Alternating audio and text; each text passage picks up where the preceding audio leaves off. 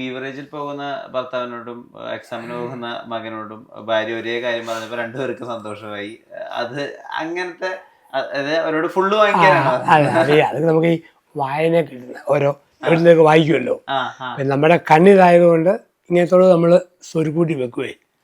പിന്നെ ഓരോ അവസരം വരുമ്പോൾ അങ്ങ് ഉപയോഗിക്കുന്നു എന്നുള്ളതേ ഉള്ളൂ. ഭാര്യയെ പേടിച്ചാൽ കുറെയൊക്കെ ഭാര്യ പറയുന്നത് കേട്ടാൽ ഭാര്യയുടെ ഒരു പേടിയും ഭയഭക്തി ബഹുമാനൊക്കെ നിലനിർത്തിയാൽ കുറെയൊക്കെ കുടുംബജീവിതം ശരിയാക്കി പോവാന്നുള്ളതാണ് വിവാഹം കഴിഞ്ഞതിന് ശേഷം ഈ ആളുകൾ വൈകുന്നേരങ്ങളിലുള്ള പ്രധാനപ്പെട്ട ചർച്ച. ഒരു വിവാഹം കഴിഞ്ഞ് 3-4 വർഷത്തിനൊക്കെ ശേഷം ശരിക്കും ഭാര്യയെ ഭർത്താക്കന്മാർ പേടിക്കേണ്ടതുണ്ടോ? ഒന്നുമില്ല. ഈ തമ്മിൽ ശരിക്കും സ്നേഹിച്ചാലും മതി, പ്രശ്നമില്ല. പേടി വരുന്നത് ഷെയറിങ്ങിൻ്റെ കുറവ്, സ്നേഹത്തിൻ്റെ അഭാവം, അവിടെയാണ് പേടി, ഒരു ഭയം. ഇതൊന്നുമില്ല. നല്ല ശരിക്കും സ്നേഹിച്ചപ്പോൾ എന്നാ പേടിക്കാനിരിക്കും, ഇതല്ലേ ഉള്ളേ. അപ്പം അത് യഥാർത്ഥ സ്നേഹം ഇല്ലാത്തടത്താണ് ഭയം വരിക. കാരണം ഭയത്തിൻ്റെ വിപരീതപദം ധൈര്യം എന്നല്ല, അഭയം എന്നുള്ളതാണ്. അഭയം. അപ്പം ദൈവത്തിന് അഭയം വെച്ചുകൊണ്ട് സ്നേഹത്തോടെ ഷെയർ ചെയ്താൽ തീരാത്ത പ്രശ്നമൊന്നും കുടുംബത്തിലില്ല.